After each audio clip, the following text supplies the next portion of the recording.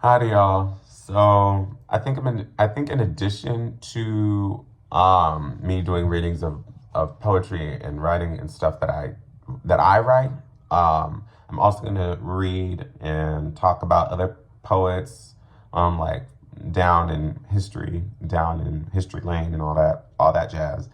Um, so for this video, I'm going to be focusing a bit on Ada Isaacs Menken. She was a 19th century writer. She was more well known as being as a well known actress, um, but she was also very much a writer, specifically of poetry. Well, and a bit of prose, but it was mostly poetry. And I've read through and studied her, not only her writing, but also her life, because her life is also very interesting. And all the things that she got to do, and also how she would give like different accounts of her life, childhood, her upbringing, and she'd be like, "Oh, my parents were da da da da da da," or they were that, and the story would always change. She would always change the story. She would never keep the story straight, and so biographers and researchers would always just be like, "Okay, what's going on? That's not what she said here. That's not what she said there. Then she did it." Like it would never match, and so people were just in an utter conundrum about it.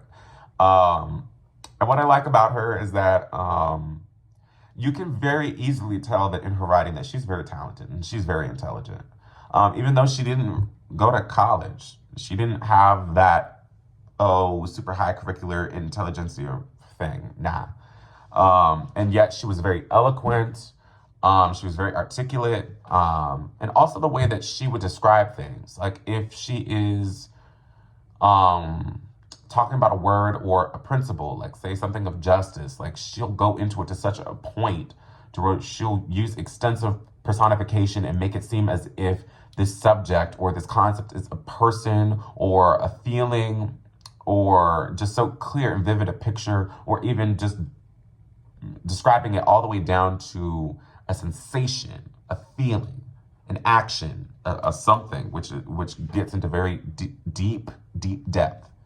I feel like I'm repeating myself, but eh. And so I just really like to study her and reread some of her stuff sometimes. So I'm gonna just do a reading of a poem of hers. It's titled "My Heritage." My heritage. It is to live within the marts of pleasure and of gain, yet be no willing worshiper at either shrine. To think and speak and act not for my pleasure, but others. The veriest slave of time and circumstances, fortune's toy. To hear of fraud, injustice, and oppression and feel who is the unshielded victim.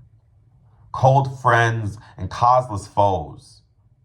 Proud thoughts that rise to fall.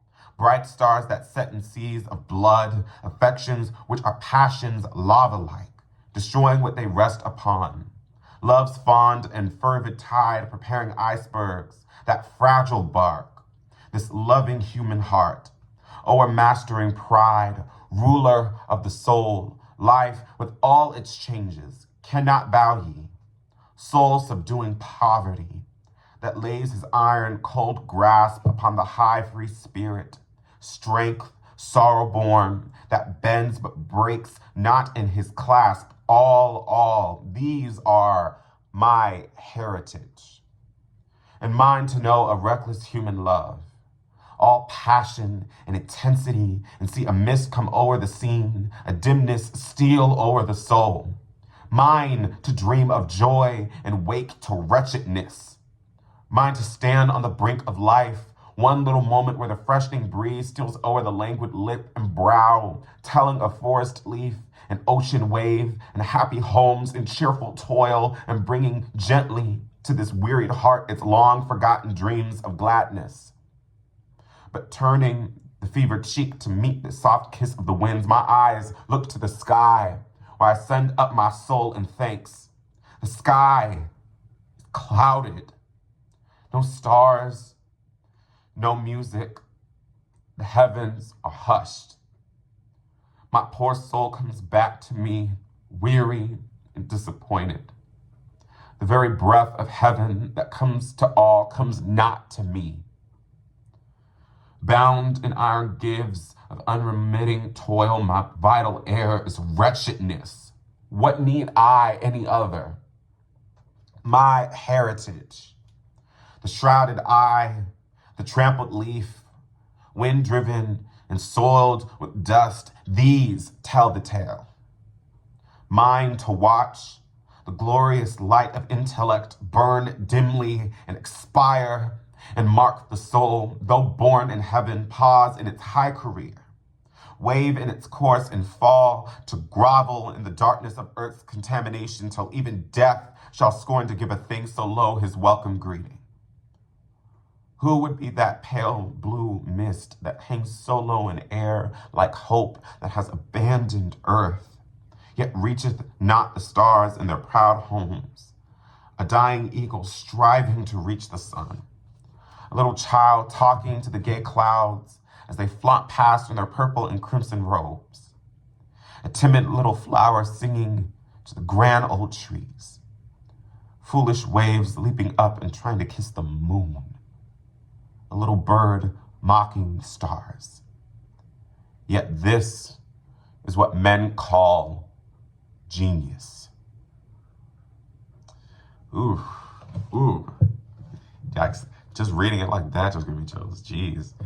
So that was a poem by Ada Menken, and I hope y'all enjoyed.